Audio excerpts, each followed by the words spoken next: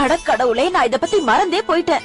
நம்ம ஏரியாவுக்கு சித்ரா பௌர்ணமி அன்னைக்கு ஒரு பெரிய சாமியார் வந்து ஸ்பீச் எல்லாம் கொடுத்து பஜன் வேற பண்ண போறாராம். நம்ம ஏரியா ஆளுங்க எல்லாம் சேர்ந்து காசை வசூல் பண்ணி இந்த சாமியார வர வைக்கிறாங்களாம். அத்தை, நீங்க சொல்றத பார்த்தா இந்த சாமியார் இங்க இருந்து போற வரைக்கும் மோகன் வீட்ல இருந்து நமக்கு எந்த பாட்டு சத்தமும் கேட்காதா? அப்ப நம்மளால சீரியல் பார்க்க முடியாது, பாட்டு கேட்க முடியாது, அக்காவால பிராக்டிஸும் பண்ண முடியாதா? நான் உங்ககிட்ட முதல்லயே சொன்னேன், இதெல்லாம் எதுவும் தேவையில்லைன்னு. ஆடிஷனுக்கு முன்னாடி பிராக்டிஸ் பண்ண வேண்டான்னு. நீ என்ன பேசுற சீமா? நாம ஏதோ ஒண்ணு பிளான் பண்ணி ஆகணும். நீ இவ்ளோ சீக்கிரம் நம்பிக்கை இழக்க கூடாது சீமா. நாம கண்டிப்பா வேற ஏதாவது வழி கண்டுபிடிக்கலாம். எனக்கும் அந்த ஆடிஷன்ல நல்லா பெர்ஃபார்ம் பண்ணணும்னு ஆசையா தான் இருக்க.